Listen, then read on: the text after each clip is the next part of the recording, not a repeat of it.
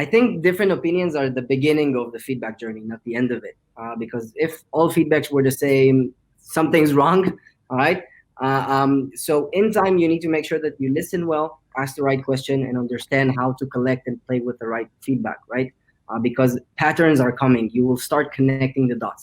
Probably if users tell you, I want this specific field and please give me this specific form to do my job, this is not necessarily what they're telling you, right? But you need to look deeper and understand what is the need that they have. And then once you got this is how they tell you what they want. First of all, I would try to understand why the CEO is not into collecting feedback, right? It's important to understand what he's afraid of, right? It can be that he doesn't want to hear bad stuff, but maybe he doesn't want you to waste time. Maybe he doesn't think that you have the ability to do that, or maybe something else. If you go out there, you actually can show this is how it can be done and this is the outcomes. Then you take care of educating your company, your CEO about how product people can do it. You don't need a product to test the product. Keep it in mind and go with that. Today we're going to talk about a super interesting, important, and valuable concept to any product person out there: how to collect, how to analyze, how to feel, how to think about user feedback, about getting information and feedback from the people that you create the product for. So it's going to be interesting, it's going to be valuable, and I'm going to do this with the help of two dedicated, insightful, and super interesting mentors from our program. By the way, my name is Moria Cassis. Nice to meet you all. I am the general manager and the founder of Product League, and what we do is just to help you to become the best product manager you can be. We are an international mentoring program with 4 months. Every batch is 4 months of mentoring, community, e-platform, courses like this one, lectures, events, webinars, everything and anything that you need in order to become the best product manager you can be. So if you like to become the best product manager you can be, just make sure to hit the like button because you want to be notified about our next events. With that in mind, I think this is the best time to bring into the stage the wonderful speakers that we have for today. Here joining us is Lior Revivo. We also have Serazutdinova, and I'm going to introduce them in just a minute. Before that, I want to remind you guys that we want you to listen and engage with us. So please make sure to use the chat to discuss and ask questions, because we want to hear from you and we want to make sure that Lior and Dia answer all your biggest questions when it comes to user feedback. Also in the chat, you can find a poll where we ask you, if you had to choose one, remember, we're product managers, it's all about prioritizing. So if you had to choose one topic that Dia and Lior will dive deeper into at the end of the session, what it will be. So joining us live from Berlin, get ready to learn from Dia Serazutdinova, Product League at N26 and Product League Mentor. Over the past 10 years, Dia has worked with various international teams and companies to bring software products and services to the market. With experience in building products in the US, UK, Germany, and Russia, Dia uses data and user insights to drive the creation of engaging, high-quality products and experience. Dia, it's so great having you here today. How are you? Hello. Thank you. Oh my God, this is such a great intro. I could never intro myself like this. I need to learn from you. You are the sweetest. Thank you so much. Happy to have you here with us. Also joining us live from Tel Aviv, please shout out a big hello to Lior Revivo, VP Product at Blocks.io and Product League Mentor. Lior has 7 years of experience at all aspects of mobile, web, and B2B product management.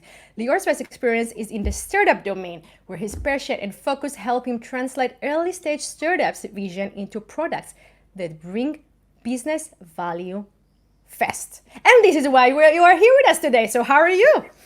I'm great, Moria. Thank you very much. Hi, Dia.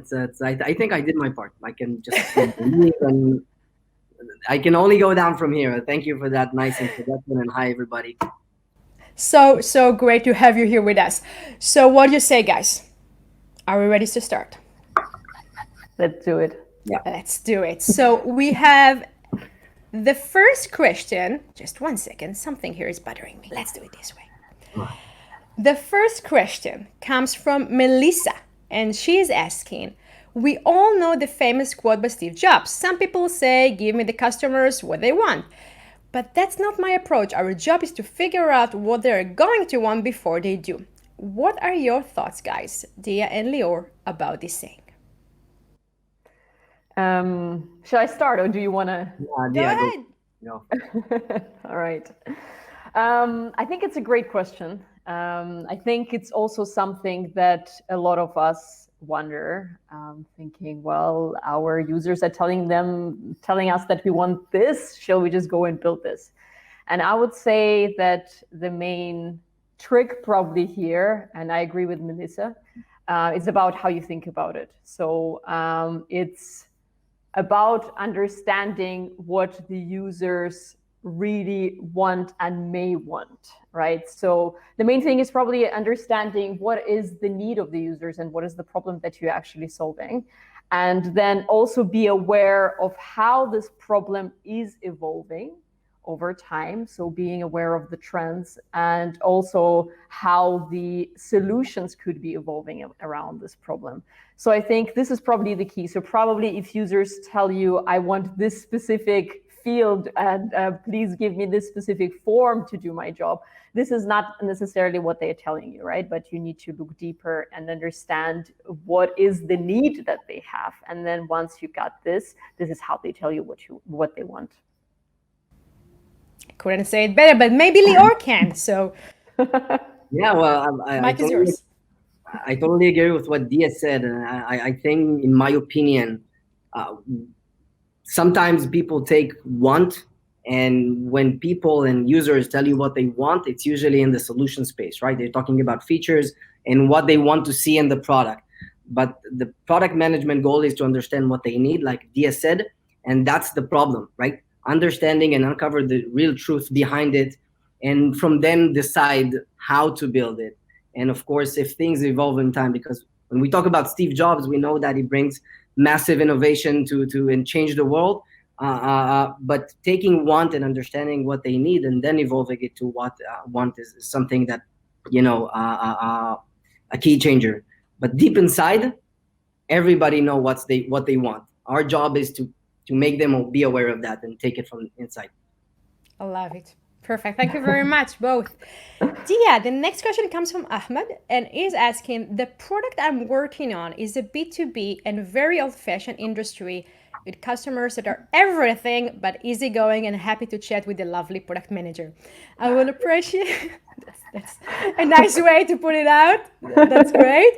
I will appreciate any tips as how to open them up and get the product feedback I need. Very cool. A very interesting challenge, I would say. And maybe there is something that I can probably share from my experience on that.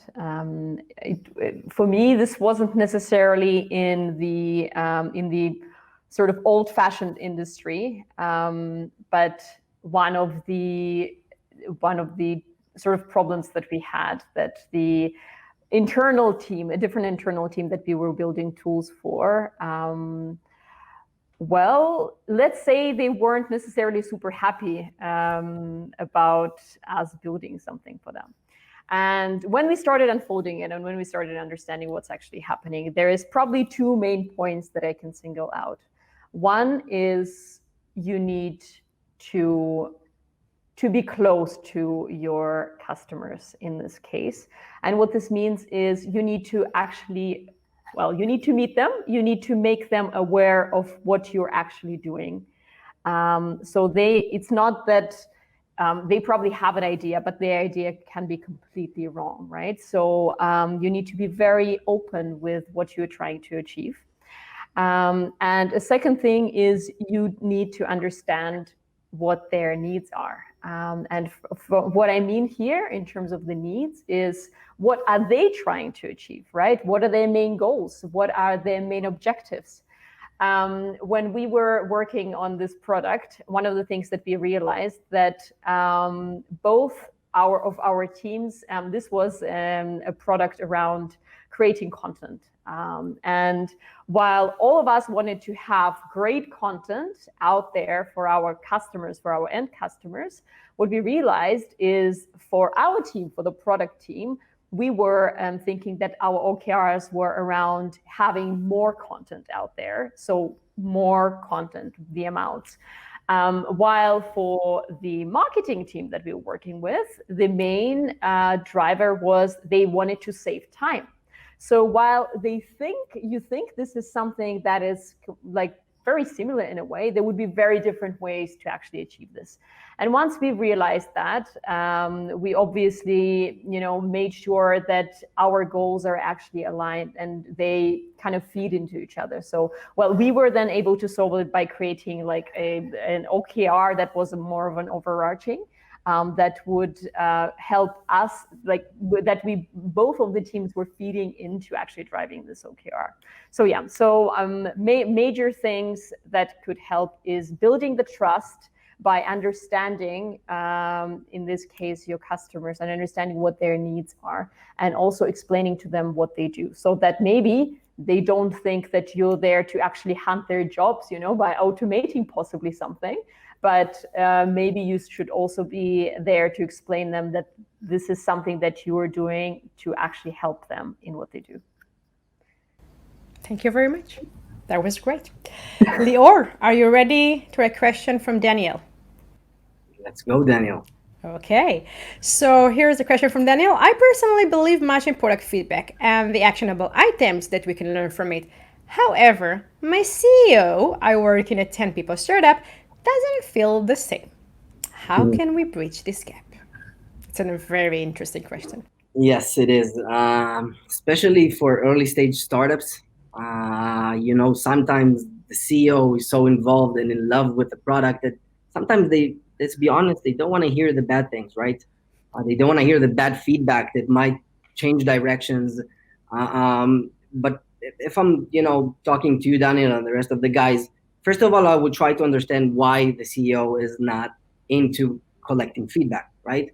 It's important to understand what he's afraid of, right? It can be that he doesn't want to hear bad stuff, but maybe he doesn't want you to waste time. Maybe he doesn't think that you have the ability to do that, or maybe something else. First of all, understand what he's afraid of. But after that, what I would do is just go and get some feedback. Don't ask for any permission from anyone. And believe me, once you bring valuable information into your CEO, there's no CEO in the world that will ignore important business value that can help his company thrive. So I will close it in one sentence. Sometimes it is better to say sorry than ask for permission. Once you bring the valuable information, you'll see that his mindset is changing. But it's your goal to bring information that is valuable. Exactly. That was strong and concise and perfect. Thank you very much, Lior. Can I maybe add just very, I completely agree with you with what Lior said. And just to maybe also, I don't know, obviously, your CEO, but I think it could be common that not all CEOs come from a product background, right? So they're also not familiar with some of the methods, with how you would approach it from a product perspective. So it's also a lot about educating. So the way Lior said, right? If you go out there, you actually can show this is how it can be done, and this is the outcomes. Then you take care of educating your company, your CEO about how how product people can do it. Definitely. That was perfect. Thank you both, Dia and Lior. That was great. And we're continuing with both of you with a question comes from Corey. And he's asking, how do you balance product feedback from users and experts in your industry, especially when they don't necessarily think the same? Sometimes as companies, we hire, experts or advisors, and they are experts in a domain, right? But they're not necessarily expert in product management and how to collect user feedback. So this is where the gap becomes interesting. Yeah. And now let us know what you think. All right. Yeah, you want to go first? Yeah, sure. I can go first. So to be honest with you, it's not like super easy to answer without knowing the very specifics. So I'll try to answer. Hopefully, I won't be too generic of an answer. From my perspective, I think in the end of the day, you are building a product for your customers, right? So product feedback matters a lot. And I would say that what your users want, what your users want, the user insights are basically it's the most important thing. Obviously, experts are there because they know the topic much better maybe than even the users do. So I think one of the first thing is important to understand. If there is some mismatch there, then the first thing to ask is why there is a mismatch, right? So is this because maybe your experts actually think that you're building something else? I mean, not necessarily something else, but they are not fully aligned on what is the product vision, where are you taking it? And this is not how your customers actually see it. So in the end of the day, I don't think there is like a golden rule or golden, like a way that you would be able to resolve this in all the situations. But in the end of the day, it's about understanding the cause of it, and also showing, bringing maybe the experts closer to your users, right? So if you have the sessions where you do the ideation, if you are running discoveries and so on and so forth, make sure that your experts are actually included, and make sure that they can also make decisions together with your team. I think basically having this alignment and like collaborative approach to this brings everyone to the same page, because it sounds like what could be happening is that everyone has different views of the problem here and not a shared understanding. Thank you. Yeah. Lior? Definitely. I think just, product managers should not be afraid of different opinions. Welcome to the life of product management. We get different opinions on daily basis. Different opinions. Hourly basis, yeah. You can minutely basis, secondly basis. If you have kids, it's even less than that. But I think different opinions are the beginning of the feedback journey, not the end of it. Because if all feedbacks were the same, something's wrong. All right. So in time, you need to make sure that you listen well, ask the right question, and understand how to collect and play with the right feedback, right? Because patterns are coming. You will start connecting the dots. If you're asking two people and both have two different opinions, then you need to ask more people, right? At some point, the feedback and the dots will be connected, and you'll have a better confidence in making decisions.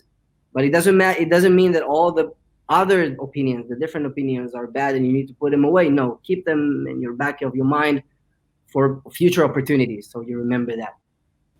That was great. So if to summarize, what you guys are saying together is that first, we shouldn't be afraid of situation when we don't agree, because this is where the magic happens.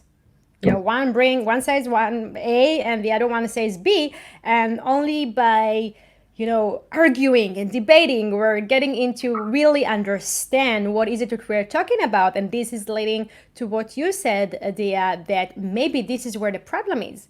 What we have in mind in terms of the discussion point is not the same, which is very important. And I want to add on it and say one more thing, that usually when we're talking about domain expert, we're talking about the how, because they can be experts in technology, they can be experts in maybe dealing with permissions or things that have to do with the industry and regulation in this domain. They can come from so many reasons that usually, in most cases, have to do with the how. But as product managers, our key focus is on the what. So we need to find a way to best use their knowledge and expertise in terms of the how, but to make sure the definition of the what is clear to everyone involved. So thank you guys, that was great. And with that in mind, Brian has a question to you, Lior, and he's asking, what are the best ways to collect feedback when the product is not fully ready? We are talking pre-MVP. Is that possible to collect feedback from users to be at this stage? All right. So first, please, everybody in the audience, please make sure that you collect feedback before building anything. Okay. You don't want to waste time building something nobody will use. So it is recommended, and please do that. So for the tips on how to do that, right? First of all, the first thing you need to do is you need to, understand who the target customer is, right? Sometimes you have one, and sometimes you have few that you think that are relevant to what you're building, especially if you're building an MVP. So you want to test something. And once you understand who the target customers are, go and set meetings, go meet them, talk to them, just do it and as much as possible and as fast as possible. But when you talk to them, of course, you can ask a lot of questions, but the most important questions that you need to get out of this meeting is that you can validate the most riskiest assumptions that you have. Okay, I'll try and give you an example. Let's say that I'm in China. I'm developing an app in China. I have an idea for a payment app, which has a specific and special feature, right? But I know everybody in China is paying with WeChat. Okay, that's where I stand. So I think that I have a special and unique feature that because of it, people will use my payment app. But what I would like to validate as soon as possible with the people that I believe that are the target customers is this feature or functionality that I want to bring into the table. Is that so important for them that they will leave WeChat and use this product? Okay?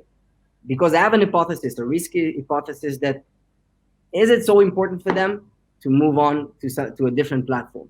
So, you need to find the riskiest assumptions you have about your product and validate them as soon as possible.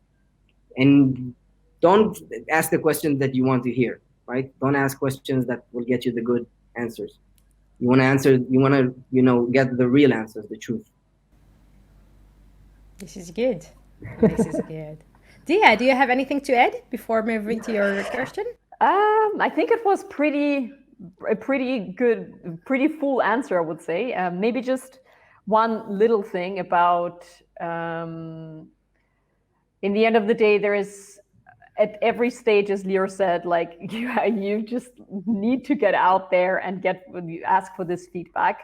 And you can do it all the time. It doesn't have to be something complicated, right? So first you can start maybe with the surveys and asking some questions, just having some interviews, some conversations. Once you have an idea, you don't have to build an MVP. You can sketch something down, even if it's if you take a piece of paper and sketch something down and get it in front of the user and say, hey, let's talk about this, right?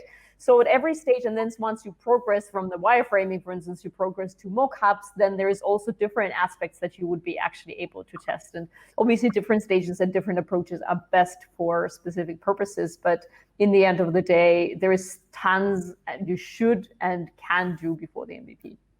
Yes, anything is better than nothing. Yeah. And that's for sure. And you better do it before you invest the different resources, time and money, and even like the mental power of building something just to find out that it wasn't defined correctly. So this is good. Yes. I'll summarize with one sentence that I really love, and I heard it from Wix CEO, and he said, "You don't need a product to test a product. Keep it in mind and go with that." That's good. That's good. Thank you, Avishai. Thank you. Very good. Okay, so we have a question, Dia. It comes from Tobias, and he's asking, the best feedback is found at the time your customers are using your product. But what if I can't collect it at that moment that the user is actually using the product, but only afterward? Any tips? Yeah. So I assume that this question is about not really being able to be in the same spot and actually observe the user while they are using the product. So yes, there is tons of different ways, depending on what your limitations are, right? So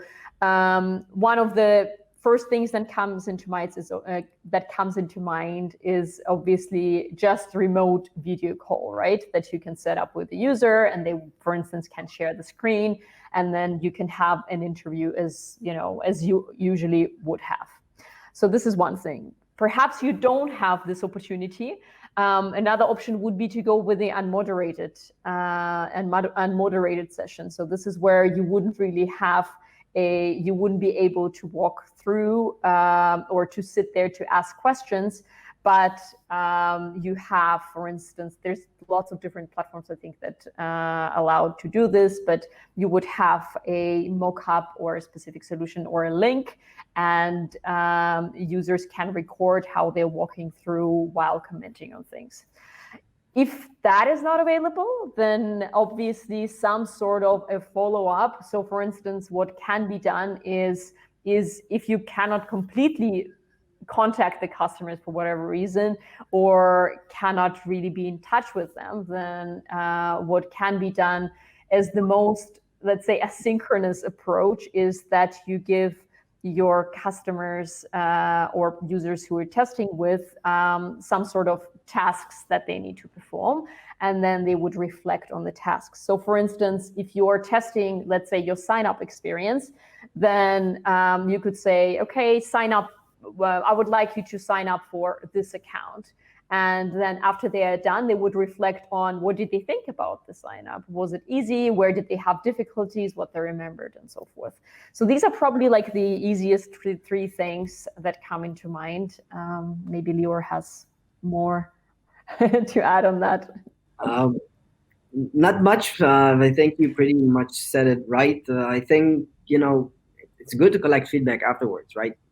Because when you collect feedback during the process, you can just observe and see where people are having, issues and difficulties, and you write it down. But at the end of the day, you want to get deeper. You want to dive deeper. You want to understand how they felt, what was the motivation, what took them so long, why it was so difficult, whatever it is. So collecting feedback at the end is mandatory, in my opinion. But if you don't have the ability to collect in the middle, so you will need to understand more information about how they started the process and what they had in between. But it doesn't, like, if you have information, like if you collect feedback in the middle, it doesn't mean that you don't need to collect at the end. So feel free to do it. Correct. We're taking a 10 seconds break just to remind the audience that we are waiting for them to submit questions. We already have some interesting questions there, but we want more. So guys, everything that is on your heart and mind when it comes to user feedback, it can go to stakeholders management, it can go just the little bits of how to deal with it, what to do with it afterwards, how to analyze that. We are here, Lior and Dia here, to answer all your questions. So please make sure to submit your questions in the chat and to make your choice in the poll. And if you want more tips, strategies, how-to videos, articles, everything and anything that is product related, make sure to hit the like button on this video and our page so you'll be notified on our future events, crazy interesting events like this one. With that, Sharon has a question, guys, to you both, and she's asking, we get tons of valuable feedback. How can we keep up with that? Lior, do you want to go for it? All right. So you get tons of valuable feedback. First of all, that's rich people's problem. So good for you. People are paying a lot of money for that. But I think, let's divide feedback and data into two: collecting it and analyzing it. Right. If you want to be able to analyze it easily, you need to make sure that you collect it wisely. Right. You need to group it, you need to make cohorts, whatever you need in order to handle the amount of massive data that you have, so it will be easily analyzed later. So there's nothing, there's no secret sauce here. Just make sure you collect it right and you group it into cohorts, and then it will be easier to analyze later. And if you have spare data, you can share with me. You can find some room for additional data. Yeah, you're welcome to contact Lior afterwards. Dia, what do you have to share with us? Well, first of all, yes, it's a great problem to have.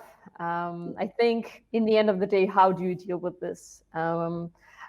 First, I'm not sure I understand what's a lot of feedback is, right? Is it a lot of sources? Is it a lot of like we just get so many comments on somewhere or reviews on our, I don't know, in the App Store, in the Google Store?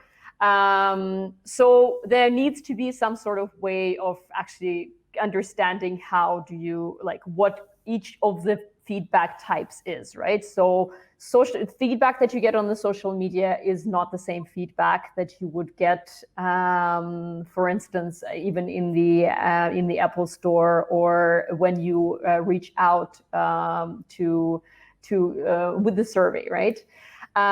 So first of all, one thing is understanding what type of feedback that you have, how trustable it is, right? So some of the feedback, it's also something that maybe, I'm not saying it's not trustable, but maybe some of the feedback you would be taking with a bit of like a grain of salt more than the other one. There needs to be definitely a process. So you need to establish what are all of the channels where you're getting the feedback is, and also maybe have, let's say, a weekly, bi-weekly, or whatever meeting where you understand how do you maybe categorize this feedback, right? So if there's a lot of feedback that is talking about a specific feature in your app, well, maybe you do need to think about this, right? So I think the first thing is for sure understanding, so categorizing it somehow, creating some sort of buckets, and then understanding which one is mostly valuable. That being said, it always comes with you're always working on something based on your company strategy, based on the OKRs that you set, right? So also for sure, this is something that needs to be aligned perhaps with the strategy that you're taking, because perhaps you're getting a lot of different feedback from users and being, let's say, tracked in all sorts of different directions, but you won't necessarily be acting on all of this. So if your, let's say, company strategy is to, well, let's say to not foster too much growth, but rather work on the fundamental functionality, let's say, of your product, then maybe the feedback that you get for the, let's say, onboarding process, or if that is related to somehow the acquisition that you have, for right now, you won't necessarily prioritize. That's good. I'll share with you that I was once hired as a consultant in a company, and as the acting VP product there, I was very surprised to find out that in the 4 years that the companies existed, they collected over 20,000 forms from users, and they never, ever opened the file. I'm not kidding. To analyze that. So I am very happy that you mentioned strategy, because strategy has to do first when you build such a thing. What are you asking there? How often do you check what is it there? How do you contact the people afterwards? Maybe it's not a one-time form, right? Maybe you need to ask them to fill it out after they installed it, and then reach out to them a month later and asking them, are they willing to do it again? So to see the user journey and see how the progress goes. And it's also true that you need to strategy in case that somehow, like me, you find yourself with a pool of user feedback and you now need to stop. Don't take any look at that and say, wait a second, before I'm actually seeing the results, what is my strategy as for what I want to find there, and how do I evaluate what is good or bad for us as a company? So I'm very happy and pleased that you mentioned strategy, because it has to do with everything that we do as product managers, and it's super important. This is good. We have a question from Luca, and she's asking, how do you say no to customer or user request when the feedback is actually not valuable? This is an interesting question. Yeah. I'll take it. I'll let you rest a bit. So I think to start is we need to understand that sounds cliche, but there's no invaluable feedback, right? Every feedback is important and valuable. And by the way, many times, many cases, I've seen people that didn't ask the right questions. And at the beginning, they thought it wasn't the valuable feedback. But if you drill down and ask the right question and listen well, suddenly it becomes very valuable because you understand things you didn't understand at the beginning. So like, but if you want to say no, like say no for someone, this is what I would do. First of all, I wouldn't say no, but what I would do is two things. First of all, I let them understand what's valuable and what's less valuable. And I do that by asking one, and for me, it's a magic question, right? So if you need to have something written down, write this. At the end or at the middle, whatever, where you see fit, I do it at the end of each customer feedback that I'm doing. I'm asking one question. And the question is, what if you had the power to stop everything we're doing right now, right? And ask us to develop one thing, but one thing only. What would that be? In most cases, what I see is clients saying, wow, this is a good question. And they're actually thinking about it, okay? They're not shooting feature ideas. They're thinking about what is the most important for them. So once they tell you that, suddenly they understand what's their priorities, and what's not in this list, what's not there, suddenly takes a second, it can wait, but now you need to struggle with the most important part. And if the most important part is what they're asking, this is their not valuable feedback, you need to make sure how urgent is this. If it's urgent, you need to make sure that you're not saying no, but you're setting expectations, right? Something like, thank you for sharing. I know, I understand how valuable it is. To be honest, this is not something that's going to happen in the near future. Is there a way that we can help you achieve the task that you're trying to achieve in a different way? And if this is something that it's not urgent, you can say, thank you for your feedback. We'll definitely looping and take into consideration for future use. But never say no. This is a negative context, and let the user understand what's important for him and not. Absolutely. And we don't want to lose users, right? We want to show some empathy. So this is a good take. Dia. Yeah. I think this is a very interesting question. I mean, I guess one of the first things I thought, okay, who is this person who gives this feedback? Are we still talking about users, right? And if we are, what is like not valuable? I think I'm not sure how the question was phrased, but like not valuable feedback or something. How do you say no to customer or user requests when the feedback is actually not valuable? Yes. Yeah. Correct. Then it's also with what Lior was saying, right? What is not valuable feedback? Is it not valuable because, and then what? So I think the best thing is probably to be transparent about this what, right? So is this not valuable because this is not our strategy, right? Because this is not where we're going.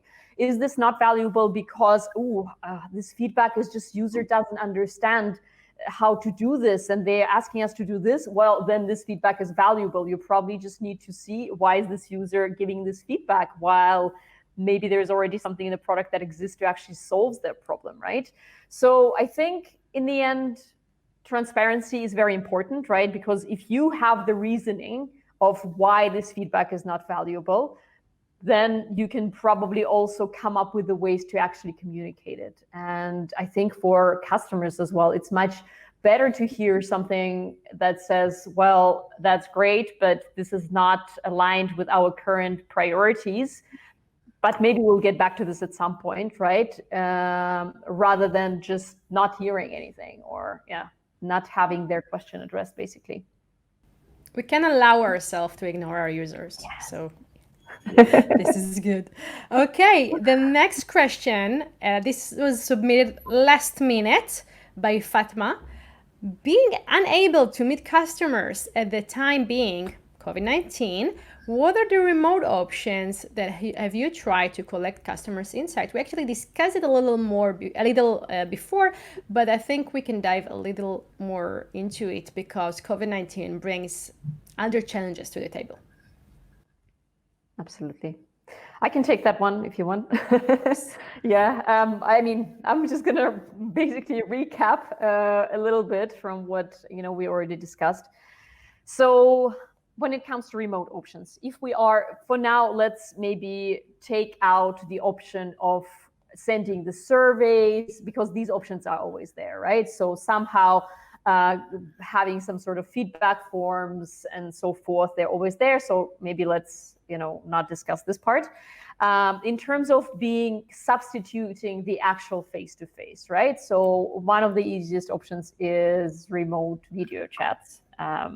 So where a person can share their screen. There's also, if you are testing, for instance, an app, there is tons of different setup right now. I won't be able, unfortunately, to tell you the specific tools, but I can either follow up on this, or like if you Google it, I'm sure you can find this. There's tools that allow you to also see actually what's happening on the user's phones, right? But in the end, this is more or less very similar to what you would have in the face-to-face communication. This is one. Another one is probably having this so-called unmoderated usability tests, right? So when you have, for instance, your design or your prototype, your MVP, and you can use, again, different tools. The one that, for instance, I was recently using was called UserZoom, which was really good. And what you can do there is that you can give your users tasks, and they just walk through and talk about what they do and what they see, and you can also pretty much hear their reactions and so forth. With this approach, it's actually even, I would say it's a bit more scalable, because you're not there to moderate each of the sessions. So this means that you can, instead of 5, you can run 10, and this doesn't really make it's not too much effort to actually do this. So yeah, it's also a great way even when COVID is not here. True. Okay, we are moving to Lior. Do you want to add anything? Very quick. I see a lot of questions. Yeah, Leah talked about it. Many questions here are about how to collect, feedback about user testing, right? Usability tests. Not all customer feedback are usability tests. Sometimes, and it's very recommended, just jump into a call and discuss with your clients, potential users, whatever it is. Ask questions, get reactions, not related to a specific feature or the other. Okay, there's tactics, things that you're doing right now and you want to optimize, and there's strategy, things you want to do in the future. You need to talk to people, not just in front of screens, and ask them to do some tasks. So that's my take in addition to that. That was very valuable, so thank you very much. And we are moving to a question from Julia. And she's asking, when is a good time to ask a user for feedback? How do you determine this? So timing. There's no good timing. It's always. There's no bad timing. No bad timing, right? There's no bad timing. It's just whenever you can. If you have time, then whenever you can. That's good. Yeah, I mean, sorry, I just wanted to maybe be a bit more specific. What matters is what's the point of getting this user feedback? What are you looking for, right? So, for instance, if you just want to talk about different ideas in the very first stage of it, right? Then obviously, as soon as possible, as soon as you have certain things, let's say, oh, I have these 3 concepts. Well, the first thing would be just to chat about them, right? When you don't have anything yet built at all. Then maybe there's a different stage where you're like, well, I'm kind of thinking of this, but I'm not so sure. In this case, I don't really care that much about the details yet, but I still want to see how people would interact with this. This is the second stage, for instance, right? Or there could be that you actually, what you want to do is, I don't know, you may be changing a button to a link on the page, right? And in this case, it's a very different format as well. And obviously the timing would be once you have the actual design ready, this is when you would go and test. So more or less various different stages, but as soon as you have something that you say, okay, I can get feedback, and this feedback I would take on, that would guide me further, this is the right time. Because I guess if you are in the stage where you're like, well, I can chat, but this feedback wouldn't give me any direction whatsoever, it's still valuable, I guess, to kind of to let's say to make you think about things, right? But it may not be as valuable. So here you need to evaluate if it's worth the effort then. That's good. Thank you very much. We have a question coming from Roy, who is asking, for existing B2B2C product, do you recommend starting with user testing surveys and shadowing session before defining GA measurements? Google. Oh, okay. Sorry. You get all these measurements and analyzing data, or is it best to do both of them simultaneously? I was thinking, what strategy do we have in GA? Didn't think about the company. So yes. So guys, when do you think a B2B2C company should go and ask their users to do it? And should they? Is it any question? Let's frame the question differently. Do you see a difference between a B2B2C scenario and the scenarios that we talked until now? Because until now we talked about direct B2B versus B2C. Do you think, and this may be a yes or no question, do you think it's any different when there is someone in the middle? Do you want to go, or shall I? You can You're go. so lovely.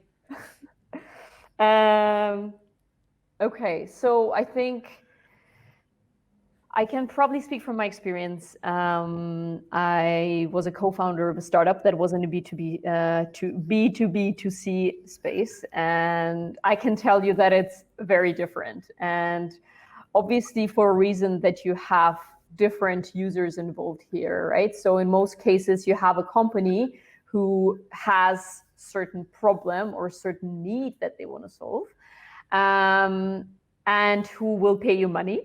But the actual users of your product is most likely people who actually work, let's say, in the company. So here it's definitely like, this is something to always keep in mind, right? So you need to be able to understand both sides. You need to be able to understand what is the value that you're providing both for the company and both for the customers, people who are actually using it on the spot. So this part is very important, but maybe also to respond to kind of like the second part of the question, right? In the end of the day, I think the real data never, like, it's real data and what you get from the interviews, it's a completely different things, right? It's a ways to get the feedback, but they cannot substitute each other. So again, depending on where your product is, if you're already in a place where you can start gathering some data, for sure, start doing this and look into what you have already. But at the same time, you can also for sure go with the testings and surveys and, shadowing sessions. And you just need to know what your focus is, what your goal is. Thank you. Now, the reason you're seeing me watching the screen, looking at the screen, is because I'm looking for the best questions that were submitted by you guys. So this is good. And we are moving to a question from Magda, who is asking, what's the best way to analyze feedback that is continuously coming from the users? Do you have tips and tricks that you could share? And I think to make it more interesting, because we already talked about analyzing a lot of data, let's talk about the frequency. So do you think it has to be a part of the strategy of the product team to, I know some teams go over product feedback, user feedback every week. Once a week, they're having a meeting, they go over it together. Do you think it has to be something that someone from the team is doing daily? Do you think that the frequency element of it is important, or just go with it? Yeah. So the frequency of that, I think that each one need to have his own, like, most important metrics dashboard, right? The things that are important to him that he needs to keep track on daily basis, and revisit them every day to see if there's something changing, something's, spiking down or up, to make sure there's something, wrong or not according to what expected. But at the end of the day, you would want to analyze feedback ongoingly, because at one point in time, you made a decision based on feedback and based on customer feedbacks, and you need to make sure that things are not changing. You need to make sure that you keep providing value, right? So it's not like I got a feedback, I designed something, that's it. You need to make sure that it's still relevant and things are not changing, because trends can change. Your product can be the same, but there's another competitor coming, or there's a trend, or something happened legally in the country, whatever, So pay attention to what's going on. And also, we don't want the product to be the same, right? We want to evolve. So it's not necessarily that the reasoning for collecting feedback is because something is bad and we need to improve it. It's just because we want to improve even the things that we do good as product managers, just become the leader or the standard setter in the industry. So this is very important. And we are moving to a question from Muni. And she's asking, what are some of the tools to easily code large volume of user feedback for tester, categorizing and understanding patterns? My source here is surveys with open-ended questions. So this is a very technical question that you may or may not have an answer to. Let's think together, guys. What can we do when we have so many surveys or forms coming in, and some of them with open questions, so we need to actually invest time in reading it or coding away. So actually, let's start before saying how to code something here. Do you think that we need to code it, or do you think that we actually need to spend the time to go over the open-ended questions and invest human effort in reading it, because after all, this is an open question? Yeah. I was waiting for it. I think I love your spin, Moria. This is great. Because there was an assumption here, right? We are product managers. We break assumptions down. It's not necessarily that the right thing to do here is to code it. We need to discuss it. Is it good to code it or to go to the human interaction? I think it's a great point, and that's why I say I love the spin. I think this is also obviously a downside of open-ended questions, right? Because open-ended questions means that you can, say a lot of words, maybe not necessarily what's relevant either. And in the end of the day, you will need to spend some time to understand what's in there, right? So all in all, I do maybe agree with you in that if you do have huge volumes, it's not always the best way to actually go with the open-ended questions. However, if you do have capacity or you have a great way to actually analyze this, right? So you can, to a degree, automate this maybe, right? So I guess the ideal scenario would be you got the answers. There is a way for you to say, okay, so these keywords, I would put this tag on, for instance, right? And then I already know somehow what this feedback is about, right? And then you at least narrow down sort of the sample size, right? But in the end of the day, you will still have to read it. Like you will still have to go through. Sorry. Leo, we lost you. When you're back. Morning, guys. My CEO just left and thought nobody's in the office. Yeah. Now the night starts. Yeah. So in the end of the day, this ideal scenario is that you can probably come up with some way to put some categories on it, but then you will still probably have to dig deeper to really understand what users are thinking about, even though there is now a lot of technology to help you to understand the sentiment behind this and so on and so forth. But at least I'm not aware of the tools that would 100% be like on spot on that. But this can make your life easier for sure. Yes. Yeah. And to add something on that, so again, we're product managers. It's not an either, okay? You don't have to necessarily choose, but I think we all here agree that you need to spend some time reading it, even if you use some tools to, better slicing it for you. And just to keep something in mind, one of the extra values that you get when you read what your users are writing in the free form of writing is that you get to learn who they are in terms of the persona. So especially when we are talking B2C, just the usage of words can tell you so much about your customers in terms of their persona, things that you couldn't necessarily learn from their age or the geography they are in. So if you see them use many like, so stuff like that. When they write, even though they're not necessarily 22 years old, you learn much about the persona and you get to know them on different level than just analyzing and slicing the data in a very cold manner. So just something to think about. This is so on spot. I think that I totally agree with everything you said. But if I have to pick something that will help me, pick the data and decide where to begin, right? There's a lot of data and the time is limited. One way we can do that is have a word cloud and see what are the words that are repetitive or coming, more frequently. And, maybe start with the feedback that has these words in it to try to see if there's a pattern, right? Feedback is all about finding the patterns. Maybe this is an idea that can help you decide where to start. Absolutely. And to make it even more valuable, come up with a specific list of keywords, but also look for new patterns, new keywords that you didn't have in mind. And this is where you're set for success. So thank you very much, Lior, for bringing this up. This is good. Okay, Javier is asking, how do you manage the trade-off between the time and cost of getting more feedback versus the delay or uncertainty of just running with what you have? It's an interesting one. Trying to make sure that I understand the question.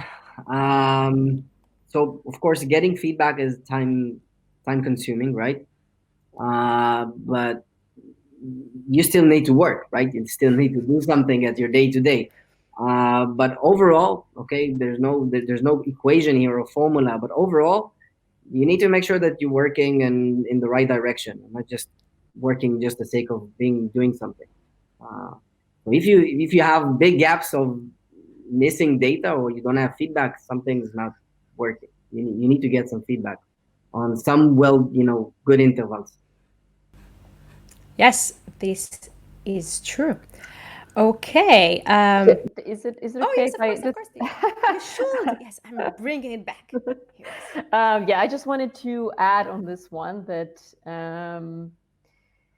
I guess one of the important things is, well, being aware of how long it would actually, like if we're talking about implementing a certain feature, right? And you're like, shall we implement this or shall we not?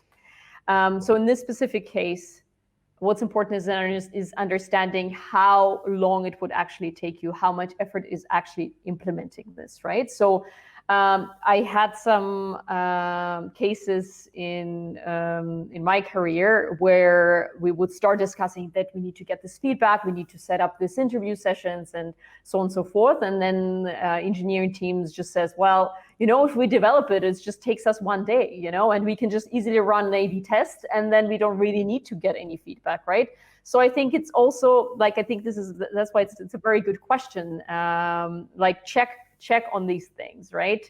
How much it would cost you if this is not the right thing that you're building. Because if in the end of the day, after an A/B test, you throw it away and you were like, well, it was a day of work, well, so what, right? Yeah, so this is, I think, an important factor. This is good. An interesting question from Neria is asking, should you give something in return to every user that you interview? Just a little bit about the process. Yes. First of all, appreciation, right? Before everything else, it's not always about incentivizing reviews. Incentivize should be used for special occasions, but not regularly. At the end of the day, we need to remember we're dealing with people. People like to be treated well. People like to feel special. People like to be thanked. And people like to have impact, right? So if you find that what's in it for me on their side, people will feel good about it. So you don't need to give something, money or gifts. Sometimes giving people the right feeling is what they're looking for. This is good. Well said. Yeah, absolutely. We are moving to a question from A10. Who is she has 3 questions here, but I think we gave some valuable information about most of it. So just start with the first, and then to not hide your face, your lovely faces, I will take it off, but we'll continue with that. So Aichain is asking, what is the best practice to collect a feedback from users to a new launch product?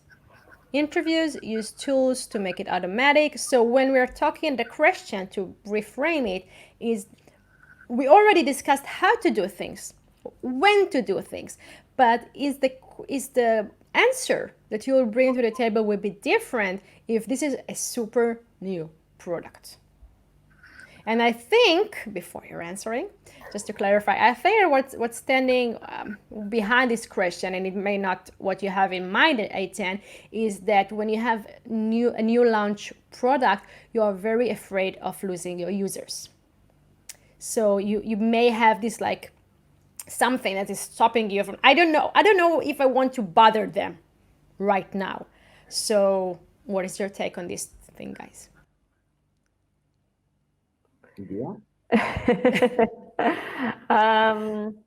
Well, one of the things that I wanted to say is, first of all, is if you launch something, you probably have you should have a very strong hypothesis that you are basing this product on, right? So having said that, this is something to already figure out before you launch something in terms of, okay, I have this hypothesis, how are we going to validate this? So this is really something that needs to happen earlier on. Would be that you need to be prepared to maybe have some tracking in place, right? Maybe user feedback is not enough. I think the ideal case is that you do have tracking in place and data and be able to collect data to give you the insights for sure. And then maybe one thing is, I think it's kind of related to some of the questions that we had before, because I think when you're launching just launch the product, the area is so huge, right? You may be getting feedback on so many different topics. So again, I think the idea is to focus. What are the main things that you need to understand? Am I doing this right, or am I not doing this right? Because some things may be less relevant, some things might be really relevant. So understanding what these core things are important. And as Maria, you said, okay, you probably don't really want to bother users too much. I think probably there will be users who would love to be bothered because they would want to be pioneers. And if they like your product, then they would actually be all over it, right? And they would love to feel like, okay, actually, you know what, I can now help to shape this product even further. So this is important. But maybe just one thing to keep in mind is that you need to be aware of when you need to start collecting the feedback, right? Because maybe for some products, you wouldn't do it on the first day, right? Maybe there needs to be, I don't know, some time where the users get used to it. They actually become the proper users of it, right? But again, depending on what you're evaluating, right? And depending on what's actually happening with your product. If it's somewhere in the early funnel, on the sign up level, then, well, start as soon as possible. Absolutely. Absolutely, Leo. You're the startup guy. Even though, Dia, you have much experience in startups as well, but you know, just the thought about not getting users scared about us, product managers, even product managers who want their feedback. Yeah. So both qualitative and quantitative data should be collected at the very beginning, if possible, of course. But whatever you do, like Dia said, you need to know what you're testing, what's your goal, and what are your riskiest assumptions. Okay, at every point in time, you need to know what you're looking for. Okay, but don't design everything to get the answers you want. At the very beginning, you need to be with like a product manager with very criticism, inside of you. You always want to make sure that what you're doing is good. You always think of it like at every point in time, you need to say, should I pivot, right? This is how you need to make sure that you're on the right direction. And if the answer is no, then keep on going. That's correct. And also, two of the most important things that every product manager should learn and know how to do is segment and relate. Okay, so when we're talking about users, as you said, yeah, segment your users, right? Because some of them are willing to talk with you, some of them are not willing to talk with you. To some of them, this is actually the first time they are using a product from this domain, but to others, they may not use something like you, but they use substitutes. Okay, so they're in different stage of relationship with your offering. So always break it down, because we can't talk about users as one whole thing. And always make the experience for the other side so appealing that even though you are taking 20, 30, 50 minutes of their time, they're willing to do it because on the other hand, there is someone that believes in experiences and create an experience, not in an app, not on a screen, just, an emotional human experience when we're talking about collecting feedback that is just, it becomes worth it spending time with you. Yeah. So, thank you. I think, Moria, well said. I think that just 3 notes on what you just said. I think that at the end of the day, you're doing it for them, right? You never be able to satisfy 100% of your customers, and you need to make sure that they will be waiting for the next interview question because that was so good. And at the end of the meeting, you can feel it when this customer would be willing to sit again in the future. Absolutely. I had much fun. How was it for you guys? Yes, it was really good. So it's good because I have one more question. We are product managers. We always need to prioritize. If you collect all your experience towards the years, talking to customers and users and collecting feedback from them, if you can share one thing that you would like everyone at the audience to know, either a tip or a trick or just, an emotional note about how to make it better, guys, what is the one thing that you would like everyone to know? Shall I go first? It's a tricky one. We're here for the hard ones. Yeah, I think we touched upon it a little bit during different answers. But I think what's really important is to ditch the bias. Don't be biased. And this is something that's sometimes is hard, even the way you designing, the research or the questions that you ask your users.